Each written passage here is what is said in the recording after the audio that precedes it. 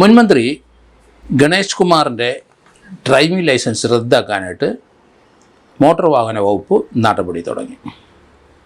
ഗണേഷ് കുമാറിൻ്റെ കൈവശം ഇരിക്കുന്ന ഡ്രൈവിംഗ് ലൈസൻസിൽ ഗണേഷ് കുമാർ MLA എന്ന് എഴുതിയിട്ടുണ്ട്. അങ്ങനെ എഴുതാൻ പാടില്ല. നമുക്ക് ചീഫ് സെക്രട്ടറിയുടെ പേരെഴുതിയിട്ട് അവൻ്റെ കൂടെ ചീഫ് സെക്രട്ടറി എന്ന് എഴുതാൻ പറ്റുമോ? ആ ഡെസിഗ്നേഷൻ എഴുതാൻ പാടില്ല. വ്യക്തികൾക്കാണ് ഡ്രൈവിംഗ് ലൈസൻസ് കൊടുക്കുന്നത്. പക്ഷേ ഗണേഷ് കുമാറിൻ്റെ ഡ്രൈവിംഗ് ലൈസൻസിൽ അദ്ദേഹത്തിൻ്റെ പേരെഴുതിയിട്ട് MLA എന്ന് 2019 അതിനകത്ത് എഴുതി ചേർത്തിട്ടുണ്ട്. സാരഥി സോഫ്റ്റ്വെയർ തെളിവ് വന്ന 2019 മുമ്പ് തന്നെയാണ് ഇത് എഴുതി ചേർത്തെന്നാണ് മനസ്സിലാകുന്നത്. അതുകൊണ്ട് അദ്ദേഹത്തിൻ്റെ ഡ്രൈവിംഗ് ലൈസൻസിൽ റദ്ദ് ചെയ്യാനുള്ള നടപടി ഏതായാലും മോട്ടോർ വാഹന വകുപ്പ് തുടങ്ങിയെന്നാണ് മനസ്സിലാകുന്നത്. ഗണേഷ് കുമാറിൻ്റെ ആദ്യ ലൈസൻസ് 18 വയസ്സ് തികയുന്നതിന് മുമ്പാണെന്നും ഇപ്പോൾ മോട്ടോർ വാഹന വകുപ്പ് കണ്ടെത്തിയിട്ടുണ്ട്. ഇത് പരിശോധിച്ചപ്പോഴാണ് അവർക്ക് മനസ്സിലായത് അദ്ദേഹത്തിന് 18 വയസ്സ് തികയുന്നതിന് മുമ്പ് അദ്ദേഹം ലൈസൻസ് സംഘടിപ്പിച്ചിരിക്കുന്നു. അപ്പോൾ അത് നിയമവിരുദ്ധമായ ഒരു കാര്യമാണ്. പൊതുവേ ഈ 2-3 കാര്യങ്ങൾ കാണുമ്പം അദ്ദേഹത്തിൻ്റെ ഇപ്പോഴത്തെ ലൈസൻസ് ഏകദേശം അത് 2028 വരെ അത് വാലിഡാണെന്നാണ് മനസ്സിലാകുന്നത്. അതുകൊണ്ട് ആ ലൈസൻസ് തീർച്ചയായിട്ടും ക്യാൻസൽ ചെയ്യേണ്ടി വരും.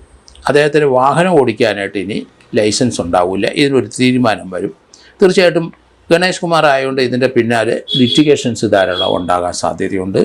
അതുകൊണ്ട് കാണിച്ച മണ്ടത്തരങ്ങൾ 18 വയസ്സിന് മുമ്പ് ഒരു ഡ്രൈവിംഗ് ലൈസൻസ് അത് പുതുക്കിയിട്ടാണ് ഇപ്പോൾ ഉള്ള ലൈസൻസുകളൊക്കെ വരുന്നത്. അത് തന്നെയല്ല 2019 മുമ്പ് MLA എന്നും എഴുതി ചേർത്തു. ഇതൊക്കെ നിയമവിരുദ്ധവും ഇല്ലീഗലായ കാര്യങ്ങളാണ്. അപ്പോൾ അതുകൊണ്ട് അതിന് നടപടി വേണം.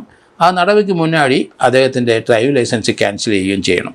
എന്തായാലും വിവാദമായ ഇതുപോലെയുള്ള കുരുക്കുകളിൽ ഇതിൻ്റെ മുമ്പിരുന്ന മന്ത്രിയും ആന്റണി രാജു MLAയും കുരുങ്ങിക്കിടക്കുകയാണ്. ഇദ്ദേഹത്തിന് മുമ്പ് ആ 2.5 വർഷത്തോളം അദ്ദേഹമായിരുന്നു. രണ്ടുപേരും കേരള കോൺഗ്രസിൻ്റെ മന്ത്രിമാരാണ്. രണ്ടുപേരും പകുതി 2.5 വർഷം വീതം വെച്ച് മന്ത്രിസഭയിൽ വന്നവരാണ്.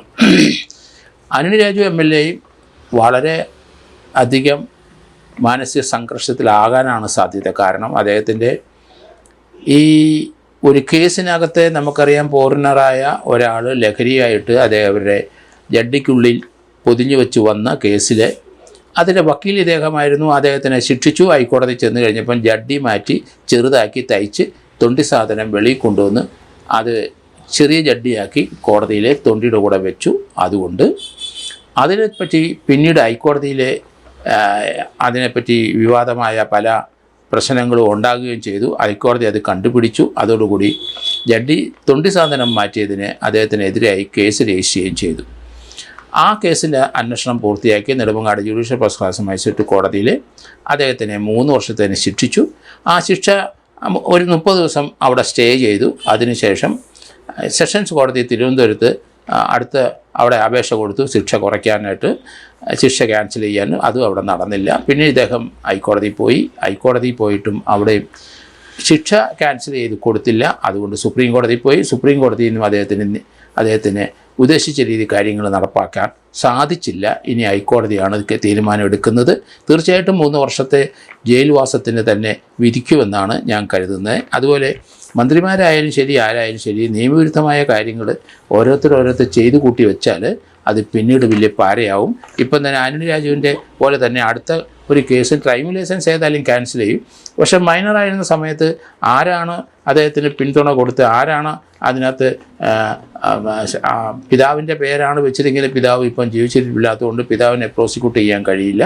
അതുകൊണ്ട് മൈനറായ ഇദ്ദേഹത്തിന് എതിരായിട്ട് അന്ന് ഡ്രൈവിംഗ് ലൈസൻസ് ഉള്ള സമയത്ത് പ്രോസിക്യൂട്ട് ചെയ്യാനുള്ള ആൾ ജീവിച്ചിരിപ്പില്ലാത്തതുകൊണ്ട് അതിൽ എന്ത് നിയമോപദേശം ആണ് ഇനി മോട്ടോർ വെഹിക്കിൾ ഡിപ്പാർട്ട്മെൻറ്റ് അതിനകത്ത് ലഭിക്കാൻ പോകുന്നതെന്ന് നമുക്ക് കൗതുകത്തോടെ കാണേണ്ടിയിരിക്കുന്നു. മറ്റൊരു കാര്യം, അദ്ദേഹത്തിന് ഡ്രൈവിംഗ് ലൈസൻസ് ഈ MLA സ്ഥാനം എന്നുള്ള MLAയുടെ പേര് കൂടെ ചേർത്തിട്ടുള്ളത് ക്യാൻസൽ ചെയ്ത് കഴിഞ്ഞാൽ അതിന് എന്ത് നിയമ നടപടിയാണ് അദ്ദേഹത്തിനെതിരായിട്ട് ഉപയോഗിക്കുന്നത്?